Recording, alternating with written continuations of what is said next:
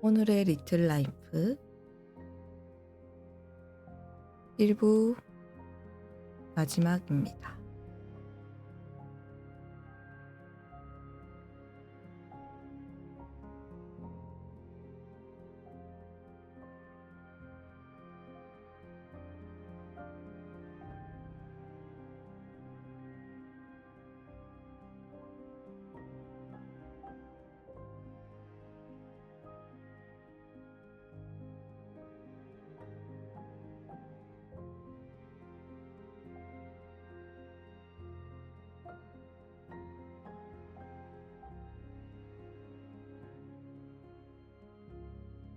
윌럼과 주드의 아파트에서 송년 파티를 해야 한다고 결정한 사람은 제이비였다. 결정은 세 차례의 행사를 치렀던 크리스마스 때 이루어졌다.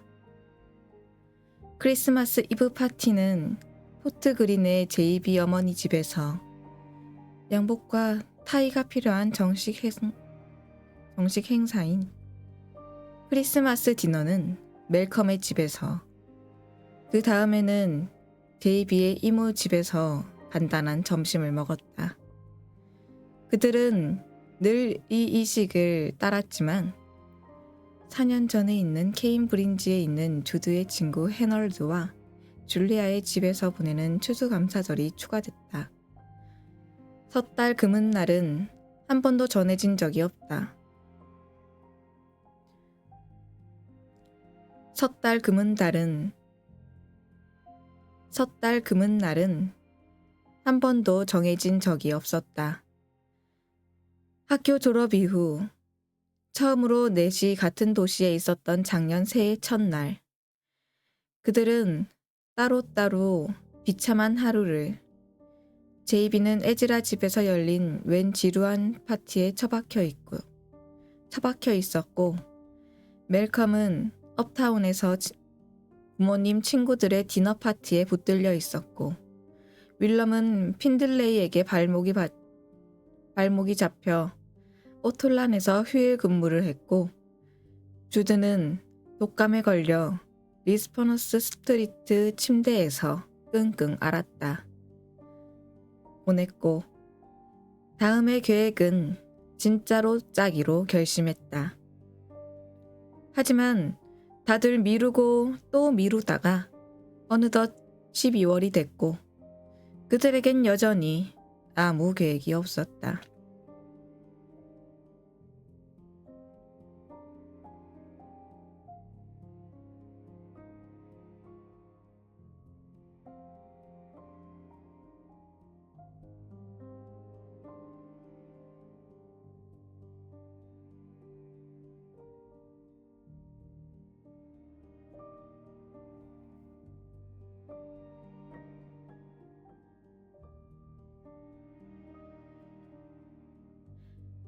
그래서 이 경우에는 제이비가 결정을 내리는데 아무도 불만이 없었다. 그들은 넉넉하게 25명, 불편을 감수하면 40명은 집에 들일 수 있다고 계산했다. 그럼 40명으로 해. 늘 그렇듯이 제이비가 즉각 대답했다. 하지만 나중에 집에 돌아온 윌럼과 주드는 자기들과 멜컴의 친구들을 다 합해 20명의 명단만 작성했다. 제이비가 친구들과 친구의 친구들, 심지어 친구도 아닌 사람들과 동료들, 바텐더들, 가게 점원들에게까지 초대장을 남발해가며 받은 할당보다 더 많은 사람들을 초대할 게 뻔했기 때문이다. 아파트는 사람들로 터져나갈 지경이 되고, 밤 공기가 들어오도록 창문은 다 열어놔도 똑절없이 쌓이는 열기와 담배 연기를 없앨 수가 없을 것이다. 괜히 복잡하게 하지 마. 제이비는 이런 당부도 했지만 윌럼과 멜컴은 그건 주드에게만 해당되는 주의라는 걸 알고 있었다. 주드는 필요 이상의 정성을 들이는 경향이 있어서 다들 피자로 만족할 텐데도 며칠 밤을 공들여 구제르를 굽고, 구제르는 치즈를 넣은 파이입니다. 바닥이 모래로 서걱대건 싱크대에 음식 부스러기들이 말라붙어 있건 누가 상관이나 한다고 미리 진짜로 청소를 했다. 파티 전날 밤은 겨울답지 않게 따뜻했다. 너무 따뜻해서 윌럼이 오톨란에서부터 3km를 걸어 아파트에 돌아왔더니 온 집안에 치즈와 반죽과 회양류의 진한 버터향이 가득 차 있어서 자기가 퇴근을 한 건가 싶었다. 그는 조그만 파이 덩어리들이 냉각판에 달라붙지 않도록 살짝 들어 떼어준 다음 허브를 넣은 쇼트브레드와 옥수수 가루로 만든 생강 쿠키들을 담은 용기들이 차곡차곡 쌓여 있는 걸 보며 부엌에 잠시 서 있었다. 약간 슬픈 기분. 주주가 결국 청소를 했다는 걸 눈치챘을 때 느꼈던가 같은 슬픔이 들었다. 왜냐하면 사람들은 이 음식들을 아무 생각 없이 개걸스럽게 맥주와 같이 꿀꺽 삼킬 테고 그들은 이 아름다운 쿠키의 부스러기들이 짓밟히고 타일 사이에 끼인 채 사방에 널려있는 꼬락서니와 함께 세일을 시작할 것이기 때문이다. 주드는 침실에서 벌써 잠들어 있었고 창문은 살짝 열려 있었다. 짙은 밤 공기 때문에 윌럼은 봄이 온 꿈을 꿨다. 나무들에는 노란 꽃이 흐드러지게 피고 집박이떼들이 날개에 기름이라도 칠한 것처럼 소리 없이 바다색 하늘을 미끄러지듯 날아갔다. 하지만 잠에서 깼을 때 날씨는 원래대로 돌아가 있었고 그는 잠시 후에야 자기가 벌벌 떨고 있다는 걸, 꿈속에서 들었던 소리는 바람 소리였다는 걸, 몸이 흔들려서 잠에서 깼다는 걸, 새들이 아니라 사람 목소리가 자기 이름을 부르고 있다는 걸 깨달았다. 윌럼. 돌아 누워 팔꿈치로 몸을 지탱한 채 반쯤 일어났지만 주드가 한꺼번에 눈에 들어오지는 않았다. 처음에는 얼굴이, 다음에는 왼팔을 붙들고 있는 오른손이, 그리고 그 왼팔을 감싸고 있는 무언가가 다시 보니 주드의 타월이었다. 보였다. 어둑어둑한 방 안에서 그 타월이 어찌나 하얗게 보이는지 무슨 발광체라도 되는 것 같았다. 그는 멍하니 타월만 뚫어져라 바라봤다. 윌럼, 미안해. 주드가 말했다. 그 목소리가 너무 차분해서 순간 꿈인가 하고 말을 놓치는 바람에 주드는 다시 한번 말해야 했다. 사고가 있었어, 윌럼. 미안해. 앤디한테 좀 데려다줘. 마침내 잠이 깼다. 무슨 사고? 배였어. 사고였어. 그는 잠시 말을 멈췄다. 좀 데려다 줄래? 당연하지.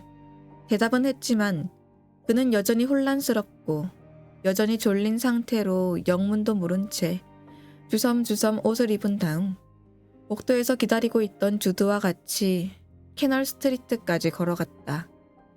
그가 지하철역 쪽으로 반향을 틀기도 전 주드가 그를 잡아당겼다. 택시를 타야 할 것 같아. 택시 안에서 주드는 운전사에게 여전히 묵음 처리된 듯한 뭉개진 목소리로 주소를 말했다. 그는 마침내 정신을 차렸고 주드가 여전히 타월을 들고 있는 걸 봤다. 타월은 왜 가져왔어? 그가 물었다. 말했잖아. 배웠다고. 하지만 심해? 주드는 어깨를 으쓱했고 윌럼은 처음으로 주드의 입술색이 이상한 색, 아니, 색이라 할 수 없는 색이란 걸 눈치챘다. 어쩌면 북쪽을 향해 달리는 택시 안에서 주주의 얼굴을 때리고 노랑색, 황토색, 육중처럼 창백한 흰색 멍자국을 남기고 미끄러져 지나가는 가로등 불빛 탓인지도 모른다. 주주는 창문에 머리를 기대고 눈을 감았다. 그 순간 윌럼은 정확히 이유를 설명할 수는 없지만 갑자기 메스꺼움이, 두려움이 치밀러 올랐다. 아는 거라곤 그저 택시를 타고 업타운 쪽으로 가고 있으며 무슨 일이 일어났다는 것. 무슨 일인지는 모르지만 뭔가 나쁜 일이 나는 것. 자기는 뭔가 중요하고 핵심적인 걸 이해하지 못하고 있다는 것. 몇 시간 전에 축축한 따스함은 사라졌고 세상은 다시 얼음장 같은 혹독함으로 열말의 날 것 그대로의 잔혹함으로 돌아갔다는 것뿐이었다. 앤디의 병원은 멜컨 부모님 집에서 가까운 78번과 파크 교차로점에 있었다. 안으로 들어가 진짜 불빛 아래 섰을 때에야 윌럼은 주드 셔츠에 있던 진한색 무늬들이 핏자국이었다는 걸, 타월이 피로 끈끈해지다 못해 거의 리스치를 해놓은 것 같은 꼴이라는 걸 알았다. 조그맣게 말린 면사들이 젖은 털처럼 엉켜 있었다. 미안해요. 문을 열고 두 사람을 안으로 맞아들이는 앤디에게 주드가 말했다. 앤디가 타월을 풀었을 때 윌럼이 본 거라곤 피로 질식할 것 같은 모습뿐이었다. 마치 주드의 팔에 입이 생겨서 피를 토하고 있는 것 같았다. 피가 어찌나 격하게 쏟아져 나오는지 조그만 거품 방울들이 보글보글 솟아나 흥분한 것처럼 톡톡 튀며 터졌다. 이런 젠장! 주드! 앤디는 주드를 다시 진찰실로 데려갔고 윌럼은 앉아서 기다렸다. 세상에. 그는 생각했다. 세상에. 하지만 홈에 끼어 쓸모없어진 기계처럼 머리가 굳어버렸는지 이 한마디 외에는 아무것도 생각하지 않았다. 생각나지 않았다. 대기실은 너무 밝았고 그는 긴장을 풀려고 했지만 그 한마디 말이 제2의 맥박처럼 쿵쿵 몸속을 돌아다니면서 심장 박동처럼 울리는 바람에 긴장을 풀 수가 없었다. 세상에, 세상에, 세상에. 오랫동안 기다리고 나서야 앤디가 그의 이름을 불렀다. 앤디는 그보다 8살 더 많았고 2학년 때부터 두 사람과 알고 지낸 사이였다. 한 번은 주드의 사파가 너무 오래 지속되는 바람에 세 사람이 결국 주드를 대학 부속병원에 데리고 가기로 결정했는데 그때 당직 레지던트가 앤디였다. 그는 주드가 다시 찾은 유일한 의사였고 정형외과의가 된 지금도 주드의 등과 다리, 독감과 다리에 이르기까지 뭐가 잘못되기만 하면 여전히 다 앤디가 치료했다. 모두들 앤디를 좋아하고 신뢰했다. 집에 데려가도 돼. 앤디가 말했다. 그는 화가 나 있었다. 그는 찰싹 소리를 내며 피가 덕지덕지 말라붙은 장갑을 벗고 의자를 뒤로 밀었다. 바닥에는 붉은 페인트로 휘갈린 것 같은 길고 지저분한 흔적이 있었다. 누군가 뭔가를 막 튀겨놓고 청소하다가 성질이 나서 포기한 것 같은 모양새였다. 벽에도 붉은 얼룩들이 있었고 앤디의 스웨터도 피가 말라붙어 뻣뻣했다. 주드는 지치고 비참한 얼굴로 오렌지 주스병을 들고 진찰대에 걸터 앉아 있었다. 머리카락은 덤불처럼 마구 엉켜 있었고 피가 말라붙은 셔츠는 천이 아니라 피가 말라붙은 셔츠는 천이 아니라 새로 만든 것처럼 딱딱해 보였다. 주드, 대기실에 가. 앤디가 지시하자 주드는 온순하게 따랐다. 주드가 나가고 나자 앤디는 문을 닫고 윌럼을 바라봤다. 네가 보기에 주드한테 자살 충동이 있는 것 같아? 뭐라고요? 아니에요. 머릿속이 아득해지는 기분이었다. 그러려고 했던 거예요? 앤디는 한숨을 내쉬었다. 자기는 아니라고 하지. 하지만 모르겠어. 아니야, 난 몰라. 모르겠어. 그는 세면대로 가서 격렬하게 손을 씻기 시작했다. 하지만 주드가 응급실에 갔다면 젠장, 정말이지 그렇게 했어야지. 병원에선 10중 8구 입원시켰을 거야. 그러니까 아마 안 간 거겠지만 이제 그는 커다란 소리로 혼잣말을 하고 있었다. 그는 손바닥에 물비누를 조금 눌러 짠 다음 다시 손을 씻었다. 주드는 칼로 자해를 해. 알지? 잠시 동안 그는 대답할 수가 없었다. 아니요? 앤디는 돌아서서 손가락을 하나하나 천천히 닦으며 윌럼을 뚫어지게 쳐다봤다. 우울해 보이지는 않았고 그가 물었다. 식사는 규칙적으로 해? 잠은? 이욕이 없고 기분이 안 좋아 보이지는 않아? 괜찮아 보였어요. 대답은 했지만 사실 윌럼은 몰랐다. 주드가 밥은 제대로 먹고 있나? 잠은 제대로 자고 있었나? 자기가 인지를 했어야 하나? 더 관심을 가졌어야 하나? 그러니까 평상시랑 똑같아 보였어요. 앤디가 말했다. 잠시 그는 바람이 빠져버린 것처럼 보였다. 두 사람은 마주 향해 서 있었지만 서로 쳐다보지 않고 조용히 있었다. 이번엔 주드 말을 믿어줄 작정이야. 그가 말했다. 바로 일주일 전에도 만났는데 맞아. 이상한 점은 하나도 없어 보였어. 하지만 조금이라도 이상한 행동을 시작하면 나 심각하게 말하는 거야, 윌럼. 당장 나한테 전화해. 꼭 그럴게요. 그는 대답했다. 지난 몇 년 동안 앤디를 몇 번 만났지만 그럴 때마다 그는 앤디의 좌절감을 느꼈고 종종 그건 동시에 너무 많은 사람들에게 향해 있는 것 같았다. 그는 자기 자신에게, 주드에게, 특히 주드의 친구들에게 좌절했고 큰 소리로 말하지는 않았지만 친구들 중 누구도 주드를 제대로 보살피지 않고 있다는 암시를 늘 빠뜨리지 않았다. 그는 앤디의 비난이 두려웠고 그게 약간 부당하다는 생각도 했지만 주드 문제로 분노하는 에디의 이런 면이 좋았다. 종종 그랬듯이 비난할 걸 다 하고 나자 앤디는 목소리가 달라졌다. 거의 부드러워졌다. 그럴 거라는 거 알아. 늦었다. 집에 가. 깨면 먹을 것 좀 꼭 차려주고. 새해 복 많이 받아.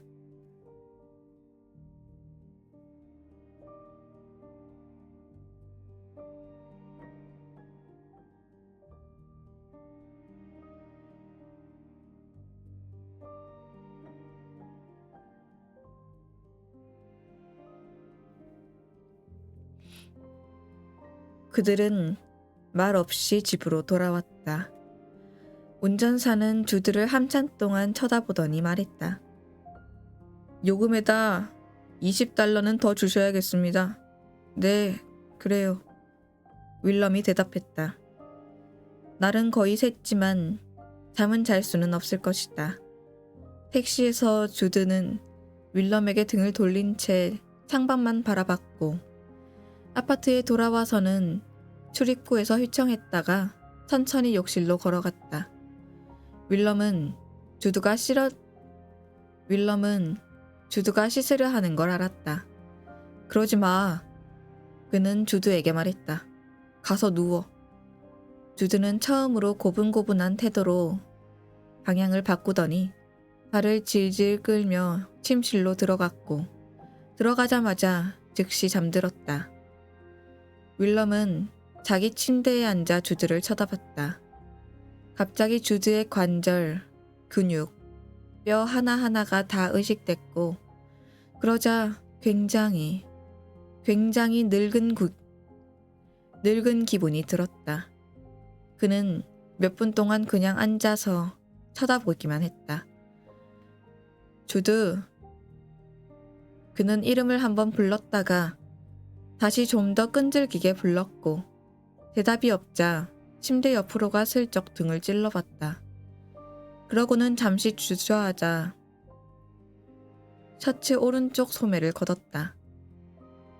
셔츠가 마분지처럼 접히면서 구겨질 뿐 잘 올라가지 않아서 주드의 팔꿈치 정도까지밖에 못 걷었지만 그것만으로도 충분했다. 2cm 정도의 희고 깔끔한 흉터 3개가 사다리처럼 조금씩 올라가면서 발에 새겨져 있었다. 소매 아래로 손을 넣어보니 흉터 자국은 팔 위쪽까지 계속해서 이어졌고 그는 더 이상 알고 싶지 않아 이두박근 근처에서 멈추고 손을 빼냈다. 왼쪽 팔은 살펴볼 수 없었지만 앤디가 왼쪽 소매를 잘라놨고 주드의 팔뚝과 손 전체가 하얀 거즈로 칭칭 쌓여 있었다. 그쪽도 마찬가지라는 걸 알 수 있었다. 주드의 자해 사실을 모른다고 앤디에게 말했을 때 그는 거짓말을 하고 있었다. 아니, 확실히는 몰랐지만 그건 오로지 세부 사항의 문제일 뿐이었다. 그는 알고 있었고 오랫동안 알고 있었다. 해밍이 죽은 뒤 멜컴네 집에 갔던 그 여름 어느 날 오후 그와 멜컴은 술에 취한 채 앉아 제이비와 주드가 모래 언덕에 산책하러 갔다. 서로 모래를 뿌리며 돌아오는 걸 보고 있었다. 멜컴이 물었다. 주드가 늘 긴 소매만 입는 거 알았어?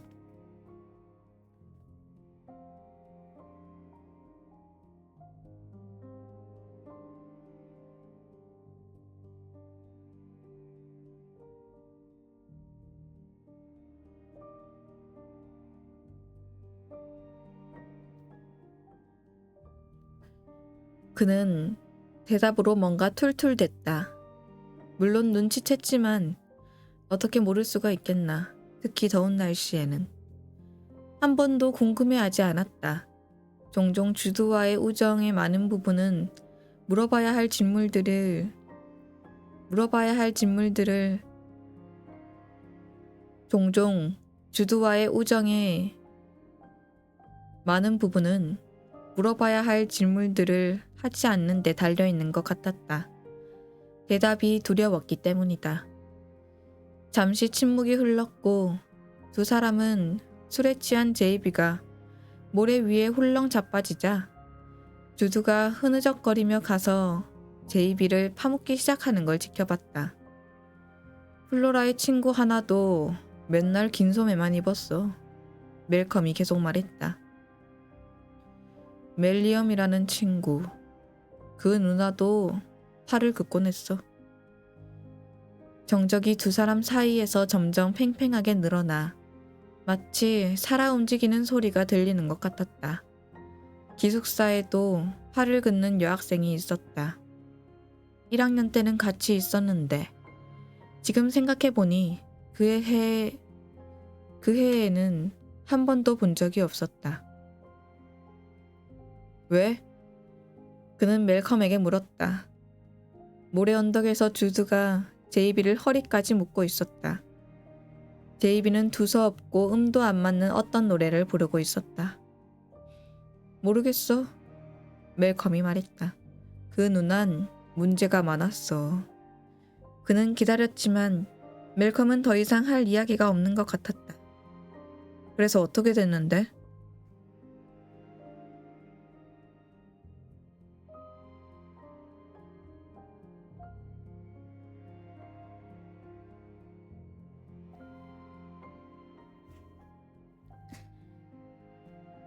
몰라.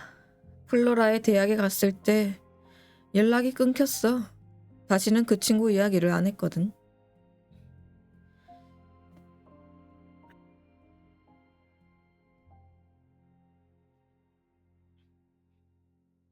다시 이야기가 끊겼다. 어쩌다 보니 어느 순간부터 세 사람 사이에서는 윌럼이 주드에 대해 1차적 책임을 지는 걸로 무언의 결정이 내려졌다는 걸 그는 알고 있었다. 그리고 이건 해결이 필요한 난제를 제시하는 멜컴 투구의 방식이라는 것도 알아챘다.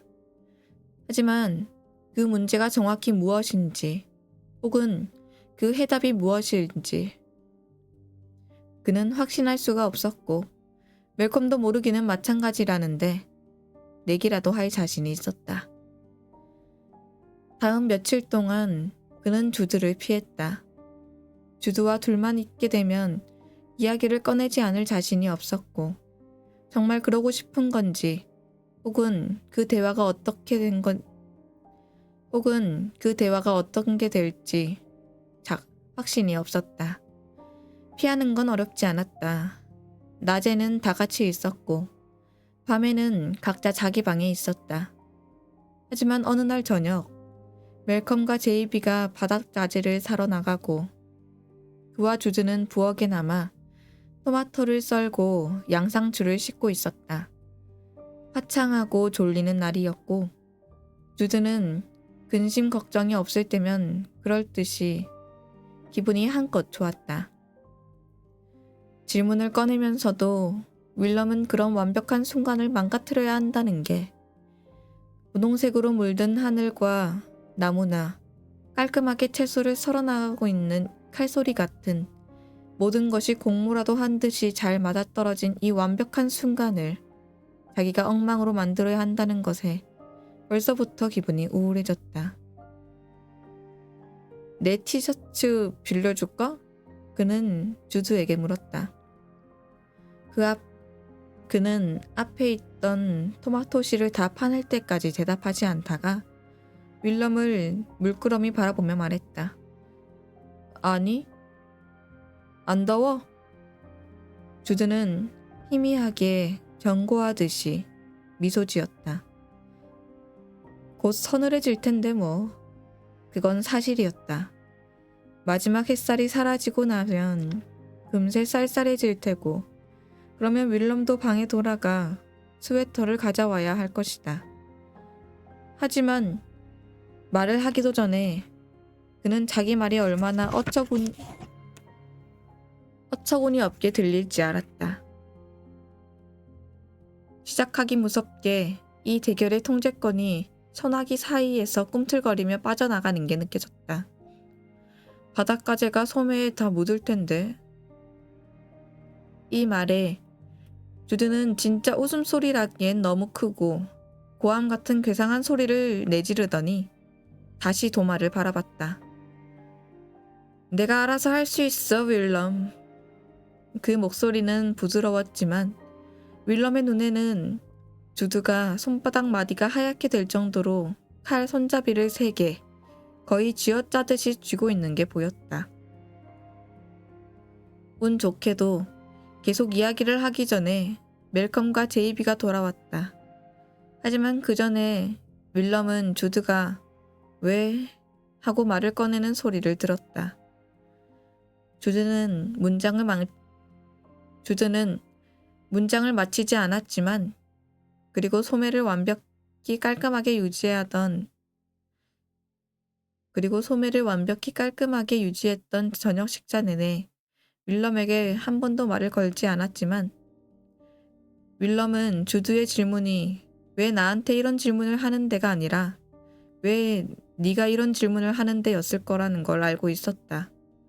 왜냐하면 윌럼은 주드가 숨어 지내는 수많은 벽장들을 뒤지고 다니는데 지나친 관심을 보이지 않도록 늘 주의해왔기 때문이다. 그는 만약 다른 사람이었다면 주저하지 않았을 거라고 생각했다. 대답을 요구하고 공통의 친구들을 부르고 앉혀놓고 소리 지르고 간청하고 협박해서 결국 실토하게 만들었을 것이다. 하지만 이건 주드와 친구가 되려면 타협해야 하는 사항이었다. 그는 알고 있었고 앤디도 알고 있었고 모두들 알고 있었다. 본능이 그래선 안 된다고 하는 일들을 슬쩍 보아 넘기고 의심되는 일들을 피해 달아난다. 우정의 증표는 적정거리를 지키는데 들은 말을 그대로 받아들이는데 눈앞에서 문이 닫히면 강제로 열고 들어가는 대신 돌아서서 가버리는 데 있다는 걸 이해한다. 내 사람은 이제껏 다른 사람들, 블랙 헨리 영의 여자친구가 바람을 피우고 있는 것 같다는 사실을 말해줄 방법을 결정할 때, 에즈라의 여자친구가 바람을 피우고 있다는 걸 알았을 때, 그 사실을 말해줄 방법을 결정할 때에 대해 나눈 작전 토론을 주제를 놓고 하는 일은 없을 것이다. 그는 이를 배신으로 여길 테고 어쨌거나 도움도 되지 않았을 것이다.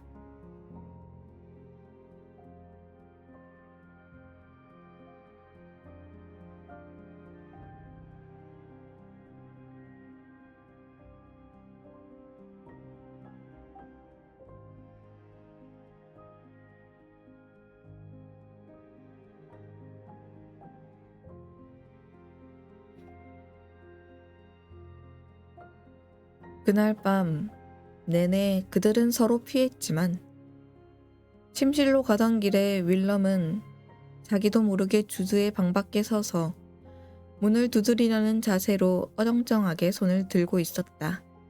그러다 퍼뜩 정신을 차렸다. 무슨 말을 하려고? 무슨 말을 듣고 싶은 거지? 그래서 그는 방 앞을 떠나 계속 걸어갔다. 다음 날 주드는 지난밤 나눌 뻔했던 대화에 대해선 아무 말도 하지 않았다.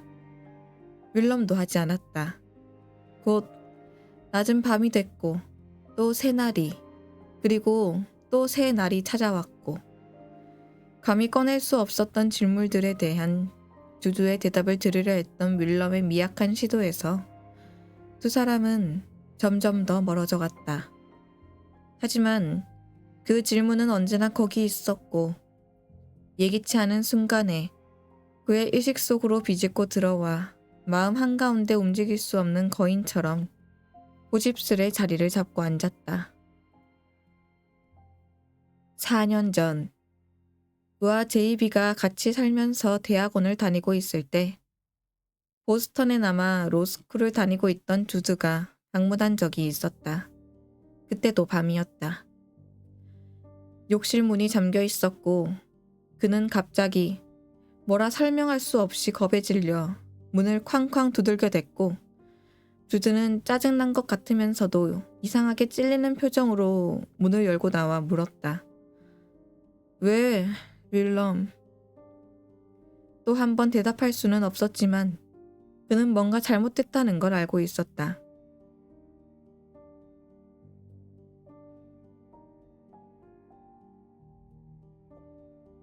욕실에서는 진한 떫은 향, 녹슨 쇠 같은 피 비린내가 났고 심지어 휴지통을 뒤져 돌돌 말린 반창고도 하나 찾아냈지만 그게 과연 그날 저녁 식사 때 제이비가 손에 당근을 놓고 자르려다 칼에 베어 윌럼은 제이비가 식사 준비를 안 하려고 부엌일을 잘 못한다고 과장한다고 생각했었다.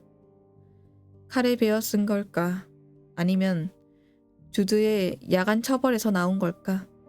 하지만 또다시 그는 아무 행동도 하지 않았고 거실 소파에 누운 주드, 잠든 척 하는 걸까? 실제로 자는 걸까를 지나쳐 가면서도 아무 말도 하지 않았고 다음 날에도 또 아무 말도 하지 않았다.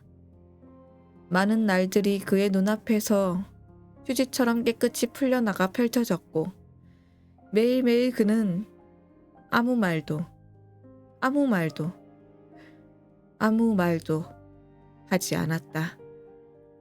그리고 지금 이런 일이 생긴 것이다. 3년 전에, 8년 전에 무엇을 했다면 이런 일이 생겼을까? 이게 정확히 뭘까? 하지만 이번에는 뭐라고 말할 것이다. 이번에는 증거가 있으니까. 이번에도 주드가 빠져나가 그를 피하게 만든다면 만약 무슨 일이 생겼을 때 그건 다 그의 잘못이 된다. 이렇게 결정하고 나자 피곤이 몰려왔고 지난밤의 걱정과 불안, 좌절감이 그 피곤 속에서 지워졌다. 그날은 한 해의 마지막 날이었고 침대에 누워 눈을 감았을 때 그가 마지막으로 느낀 건 그렇게 빨리 잠들 수 있다는 데에 대한 놀라움이었다. 오후 2시가 다 되어서야 겨우 일어난 윌럼의 머리에 가장 먼저 떠오른 생각은 그날 아침의 결심이었다. 분명 상황은 그의 기세를 떨어뜨리는 방향으로 변해 있었다. 주드의 침대는 깨끗했고 주드는 거기에 없었다.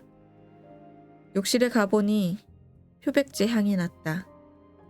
주드는 카드 테이블에서 금욕적이기 이를 데 없는 자세로 방죽에 동그란 모양을 찍고 있었다. 그 모습에 윌럼은 화가 나면서도 안도했다. 주드와 대놓고 맞설 작정이라면 아무래도 그 대면은 혼란을 득삼거나 재난을 증거로 들이밀지 않고 해야 할 판이었다. 그는 주드 맞은편 의자에 털썩 앉았다. 뭐라는 거야? 주드는 쳐다보지 않았다. 구제르를 더 만들려고 그는 차분하게 말했다. 어제 만든 것 중 한 판이 별로야. 젠장. 아무도 신경 안 써, 주드. 그는 퉁명스럽게 내뱉고는 앞으로 불쑥 몸을 내밀었다.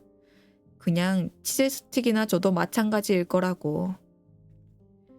주드는 어깨를 으쓱했고 윌럼의 짜증은 순식간에 분노로 바뀌었다. 그런 끔찍한 밤을 보내놓고 주드는 여기 앉아서 마치 아무 일도 없었던 척 연기를 하고 있었다. 붕대를 감은 손마저 쓸모없이 테이블 위에 올려놓고 있었다. 그가 뭐라고 하려는 순간 주드가 파이 커터로 쓰고 있던 물컵을 놓고 그를 쳐다봤다. 정말로 미안해, 윌럼. 목소리가 너무 부드러워서 윌럼은 거의 듣지도 못했다. 그는 윌럼이 자기 손을 보고 있는 걸 보더니 무릎 쪽으로 슬쩍 당겼다. 절대 해서는. 그는 말을 멈추었다. 미안해. 나한테 화내지 마. 분노가 눈 녹듯 사라졌다. 주드, 그는 물었다. 뭐라고 있었던 거야? 네가 생각하는 거 아니야. 약속할게, 윌럼. 수년 뒤 윌럼은 자신의 무능력, 자기의 실패의 증거로 이 대화를, 실제 대화, 문자 그대로의 내용은 아니더라도 그 윤곽을 멜컴에게 다시 이야기하곤 했다. 그가 한 문장만 이야기했더라면 상황이 달라졌을까? 주드, 너 자살하려 했던 거야? 라거나, 주드, 무슨 일인지 나한테 이야기해줘. 라거나, 주드, 왜 이런 짓을 하는 거야? 같은 문장들을 그중 어떤 말이라도 괜찮았을 것이다. 그중 어떤 말을 했어도 치료에 도움이 됐을, 아니면 적어도 예방책이 됐을 더 긴 대화로 이어졌을 것이다. 그랬을까? 하지만 그 순간 거기서 그는 그 대신 그저 중얼거리기만 했다. 알았어. 그들은 이웃에서 웅얼웅얼 들려오는 텔레비전 소리를 들으며 아주 길게 느껴지는 시간 동안 아무 말 없이 앉아 있었다. 많은 시간이 지나고 나서야 윌럼은 자기가 그렇게 즉각 믿어준 데에 대해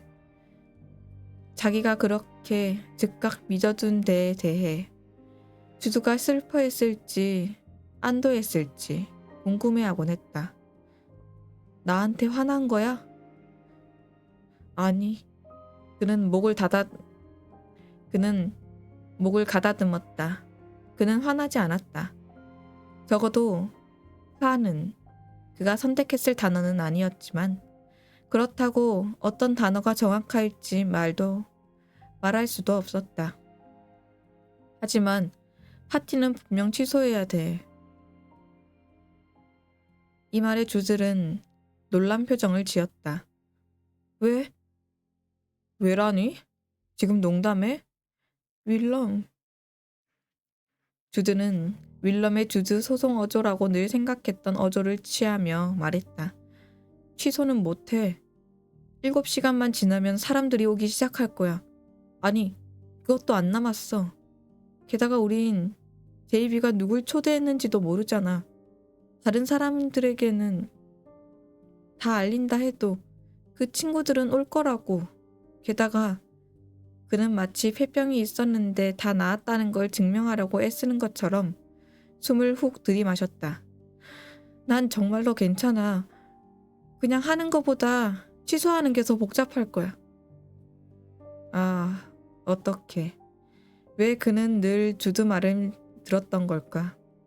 하지만 그는 또다시 그랬고 곧 8시가 됐고 창문들은 또다시 열렸고 전날 밤의 일 같은 건 없었던 것처럼 그 시간들이 환상이었던 것처럼 부엌은 또다시 과자들로 후덥지근해졌고 곧 멜컴과 제이비가 올 것이다. 윌럼은 침실 문에 서서 셔츠 담추를 채우며 친구들에게는 자기가 구제를 굽다가 팔을 댄 거라고 그래서 앤디가 약을 발라줬던 거라고 말하라는 주드의 이야기를 듣고 있었다.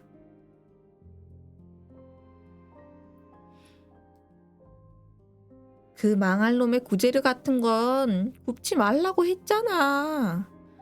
제이비의 해맑은 목소리가 들리는 것 같았다. 제이비는 주드가 구운 빵과 과자를 좋아했다. 그 순간 강력한 기분이 그를 덮쳤다. 문을 닫고 잠들었다가 일어나면 새해가 되어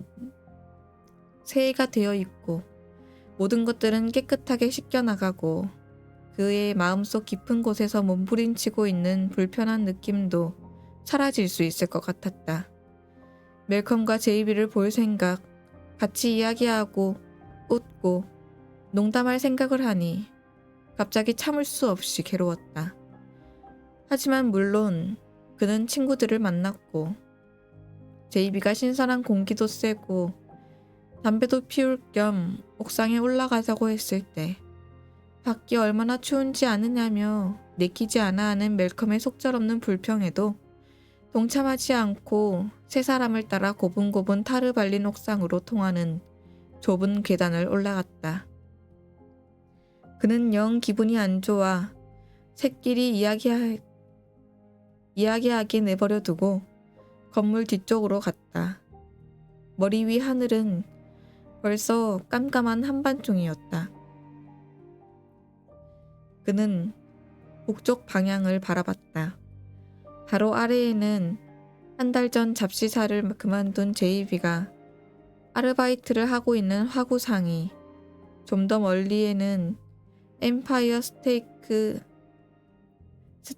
빌딩의 품이 없고 번지르르한 형상, 늘 주유소가 떠오르는 번쩍번쩍한 파란 조명으로 환히 빛나는 탑이 보였고 그보다 더 멀리에는 오래전 해밍이 병원에서 부모님 집으로 돌아오던 길고 긴 귀갓길이 있었다. 이봐들! 그는 저쪽에 있는 친구들에게 외쳤다. 추워. 그는 코트를 입고 있지 않았고 다른 친구들도 마찬가지였다. 가자! 하지만 건물 계단으로 들어가는 문에 가보니 손잡이가 돌아가지 않았다. 다시 해봐도 꼼짝하지 않았다. 갇힌 것이다. 젠장! 그는 소리를 질렀다. 젠장! 젠장! 젠장! 맙소사 윌럼! 멜컴은 놀라며 말했다. 윌럼이 화내는 일은 좀처럼 없었기 때문이다. 주드, 열쇠 가지고 있어? 하지만 주드도 없었다. 젠장! 참을 수가 없었다. 모든 게 엉망진창 같았다. 그는 주드를 볼 수 없었다. 주드를 비난했지만 그건 부당했다. 그는 자신을 책망했다. 그건 더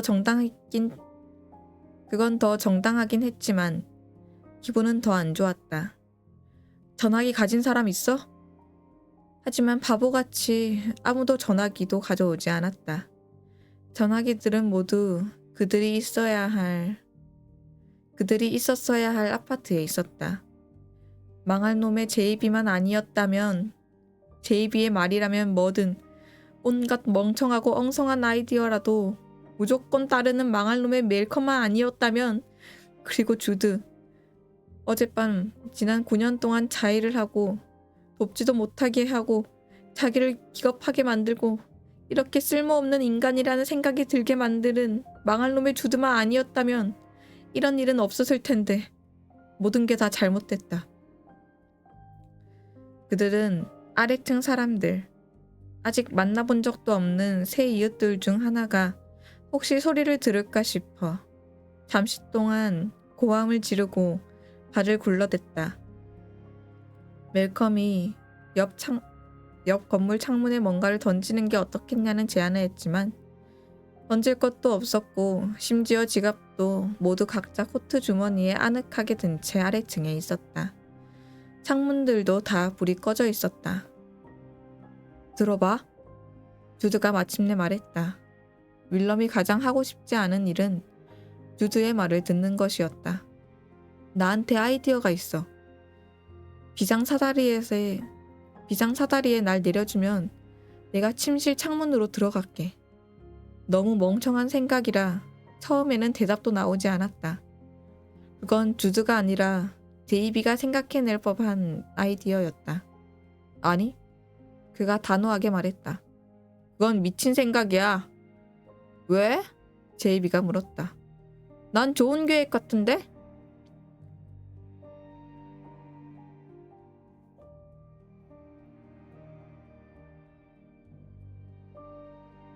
음.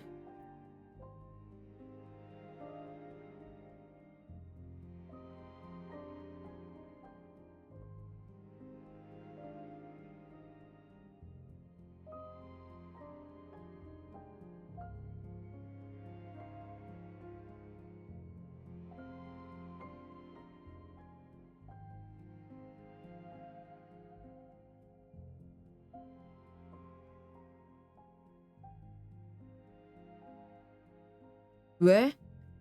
제이비가 물었다. 난 좋은 계획 같은데? 비상사다리는 부실해 보이는 흉물에 대체로 쓸모라고는 없는 물건으로 3층과 5층 사이의 건물 앞면에 특별히 흉측한 장식처럼 부착된 녹슨 쇠 골조물이었다.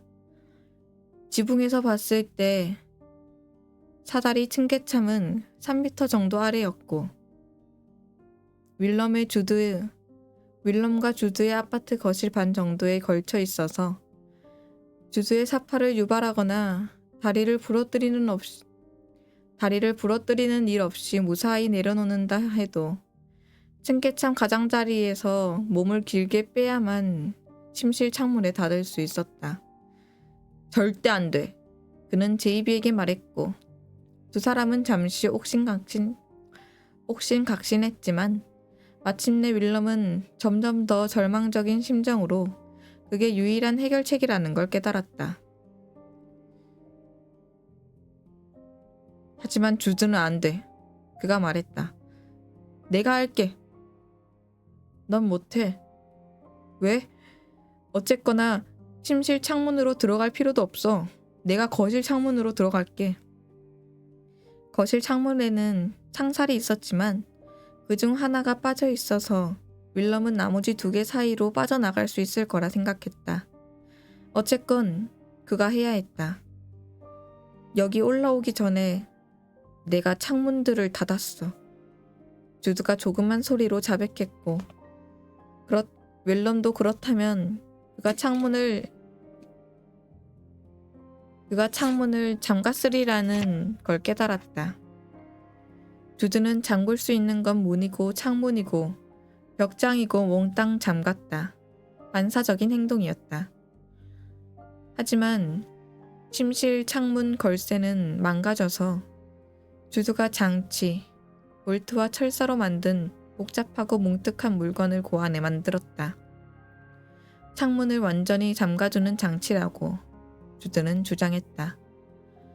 그는 늘 주드의 과도하게 철저한 준비성, 어디서나 재난을 감지하고 가능한 예방책을 마련하는 습관을 신기하게 생각해왔다. 오래전부터 그는 주드가 낯선 방이나 공간에 들어가자마자 가장 가까운 비상구를 찾아 그 가까이에 서 있는 습관을 눈치챘고 처음에는 웃기다고 생각했지만 어쩐지 점점 웃기지가 않았다. 어느 날 밤 늦게까지 침실에서 이야기를 하고 있던 중 주드는 소중한 뭔가를 고백이라도 하는 것처럼 조용히 침실 창문 잠금 장치는 사실 바깥에서 열 수 있지만 그걸 풀 수 있는 사람은 자기뿐이라고 말했다. 왜 그걸 말해주는 거야? 그가 물었다. 왜냐하면 주드는 말했다. 우리가 제대로 고쳐야 할 테니까. 하지만 그걸 열 수 있는 게 너뿐이라면 무슨 문제가 있어?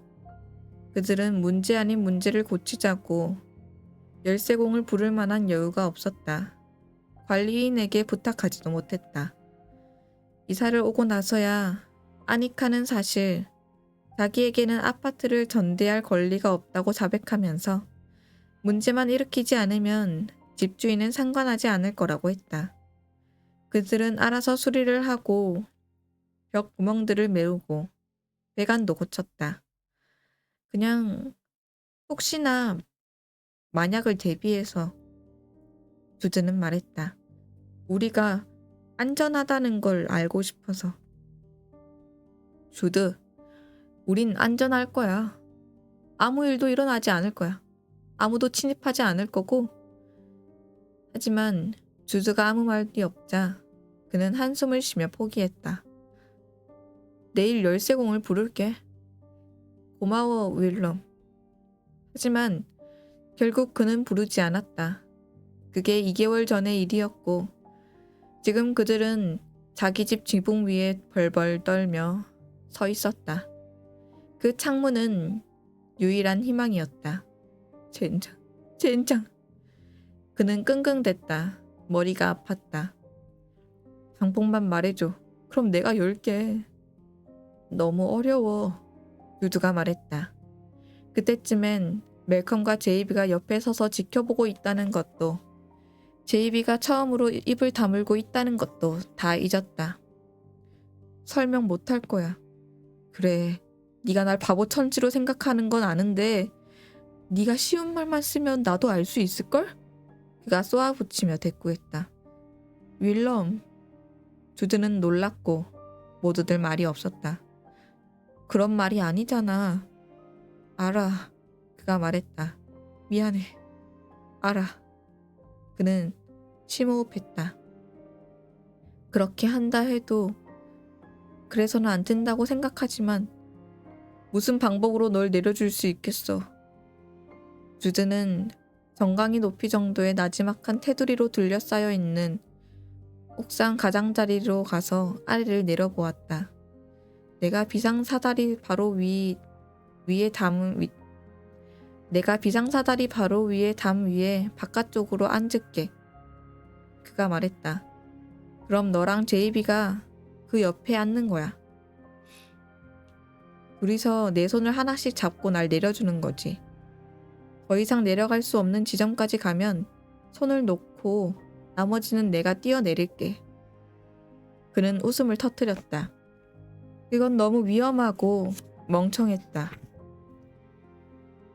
그렇게 한다 치면 침실 창문에는 어떻게 들어갈 거야? 주드가 그를 쳐다봤다. 내가 할 수 있다고 믿어야지. 말도 안 돼. 제이비가 그의 말을 잘랐다. 이게 유일한 방법이야, 윌럼. 여기는 돌아버리게 춥다고. 정말 그랬다. 분노 때문에 춥지 않았을 뿐.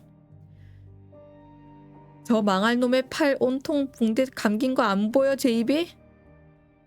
하지만 난 괜찮아, 윌럼. 제이비가 대답하기도 전에 주드가 말했다. 두 사람은 10분을 더 다퉜고 마침내 주드는 다시 가장자리로 걸어갔다.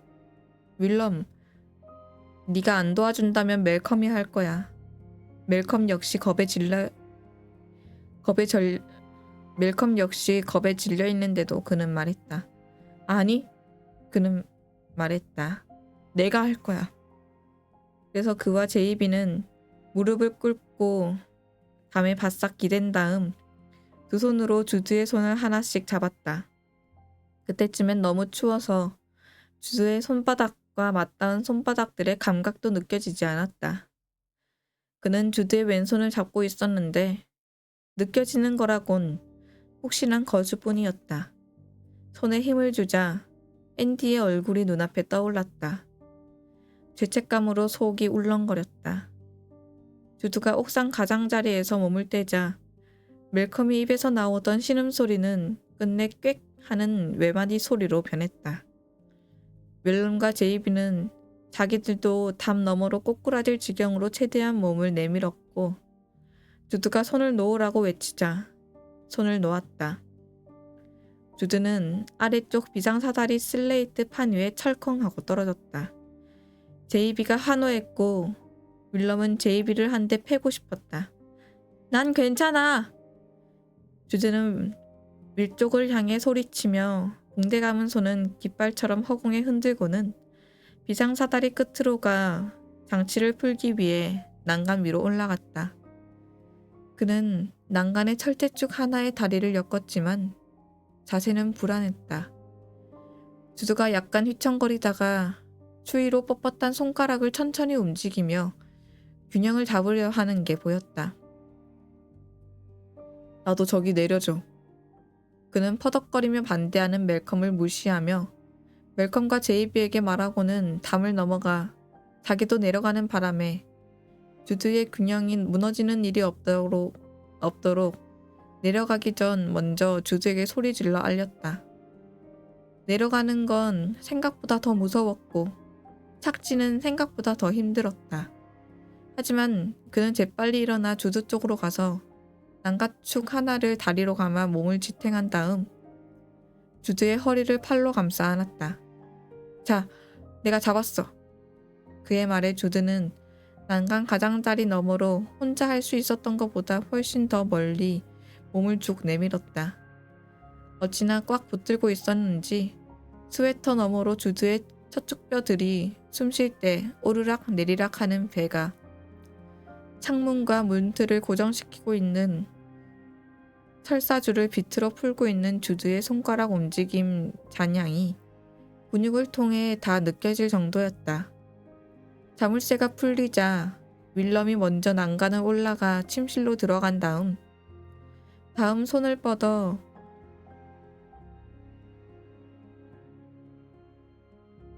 붕대를 건드리지 않으려고 조심하며 주드를 안아 올렸다. 그들은 방 안에 서서 숨을 헐떡이며 서로를 쳐다봤다. 몰아쳐 들어오는 차가운 공기에도 방 안은 어찌나 감미로울 정도로 따뜻한지. 안도감에 윌럼은 마침내 긴장을 풀었다. 이제 안전했다. 구조된 것이다. 주드가 그를 보고 씩 웃었고 그도 마주보고 씩 웃었다. 앞에 선 사람이 제이비였다면 멍청하게 들떠서 얼싸안았겠지만 주드는 포옹하는 타입이 아니었고 그래서 그도 하지 않았다. 하지만 그 순간 주드가 흐트러져 내려온 머리카락을 쓸어 넘기느라 손을 들었고 윌럼은 손목 안쪽 붕대에 진한 적 포도주색 얼룩이 번져 있는 걸 봤다.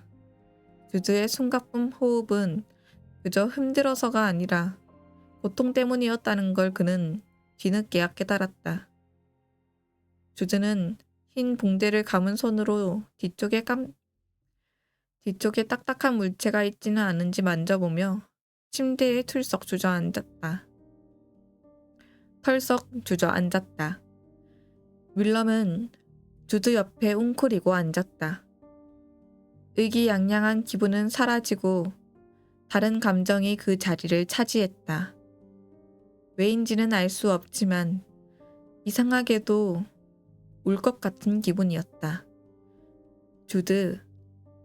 그는 입을 열었지만 무슨 말을 계속해야 할지 알 수가 없었다. 애들 데려와. 주드가 말했다. 한마디 한마디를 헐떡이며 해야 했지만 그는 다시 윌럼에게 미소 지었다. 알게 뭐야.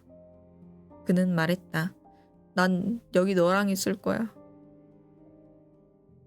주드는 고통에 눈살을 찌푸리면서도 살짝 웃더니 조심스레 몸을 기울여 옆으로 누웠고 윌럼은 다리를 들어 침대 위에 올려줬다. 스웨터에 난간에 녹들이 여기저기 묻어 있어서 윌럼이 몇 개를 떼어냈다. 그는 주드 옆 침대 위에 앉았지만 뭐부터 시작해야 할지 몰랐다. 주드, 그는 다시 시도했다. 가. 주드는 여전히 미소 띈 채 눈을 감았다. 윌럼은 마지못해 일어나 창문을 닫고 침실 불을 끈 다음 문을 닫아주고 멜컴과 제이비를 구하기 위해 계단 쪽으로 갔다. 저 아래쪽에서는 그날 밤 첫 번째 손님들의 도착을 알리는 벨이 계단을 울리고 있었다.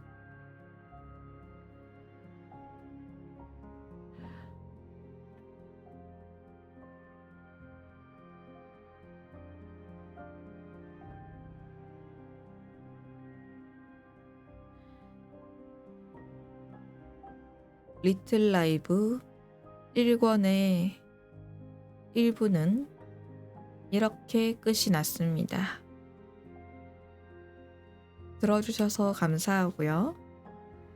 책 낭독은 여기까지 하도록 하겠습니다.